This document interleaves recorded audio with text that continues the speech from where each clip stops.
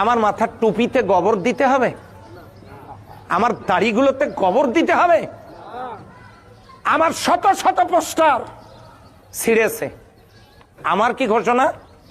আমার প্রতিদ্বন্দ্বী প্রার্থী যাই হোক, সেই পোস্টারে যদি ময়লা লাগে, আমি আমার দলের কর্মীদেরকে বলবো প্রয়োজনে ময়লাটা মুছে দেবেন।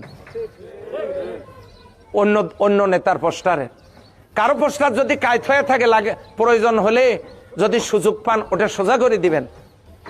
তাহলে আমি যদি কথা বলতে পারি, মানুষ আলেম হিসেবে আমাকে ইমাম মানা মনে করে সামনে দিয়ে নামাজ আদায় করে, আর আপনি আমার মুখটাতে কবর দিলেন, কাদামাটি দিলেন। এই মুখটা দিয়ে 30টা বছর কোরআনের কথা বলেছি। এর আগে আমাদের ভাইদেরকে জেলখানায় আমাকে নিয়ে গিয়ে রিমান্ডে নিয়ে নির্যাতন করা হয়েছে। আমরা মনে করেছিলাম দেশটা ভালো হবে, কিন্তু এখন যারা ক্ষমতায় যেতে চায় তারা আমাদের মতো একজন প্রার্থীকে সহ্য করতে পারে না, গোবর দিয়ে পোস্টার ঢেকে দেয়, পোস্টার ছিঁড়ে ফেলে।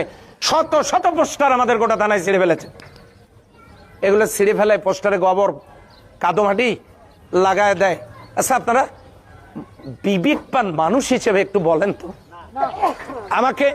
আমি অপরাধ করেছি, আমাকে শাস্তি দেন আপনারা। আমি কি ক্ষতি আপনাদের করেছি বলেন আমাকে। কিন্তু আপনাদের কি একটু বিবেকেও লাগলো না? আমার এই দাড়িটা তো আমি রাসূলের সুন্নত মনে করে রেখেছি, আমি তো জীবনে কোনোদিন দাড়িতে খুর লাগাই নেই। আপনি সেখানে কাদা মাটি আর গোবর লাগাতে পারলেন? তাহলে এই লোকগুলোকে দিয়ে দেশের, ইসলামের, এই সকল মানুষের, দুঃখী মানুষের কি উপকারটা হবে আমি আপনাদেরকে জিজ্ঞাসা করতে চাই। তারা আবার উন্নয়নের কথা বলে, তারা আবার জামাতকে প্রতিরোধ করতে চায়, প্রতিহত করতে চায়। আমি আপনাদের বিপিকের আদালতে বিচার দিলাম, বাংলাদেশ জামাত ইসলামী যদি নির্বাচিত হয়, আল্লাহ রাষ্ট্র পরিচালনার সুযোগ দেন, আমাকে যদি এই আসন থেকে এমপি নির্বাচিত করেন, আল্লাহকে সাক্ষী রেখে বলছি, রাষ্ট্রের একটি টাকাও আমাকে দিয়ে দুর্নীতি হবে না, একটি টাকাও দুর্নীতি হবে না। আমার অফিস, আমার বাসার সামনে পীরগঞ্জের জন্য বরাদ্দ কত আপনারা বিলবোর্ডে সেটা দেখতে পাবেন।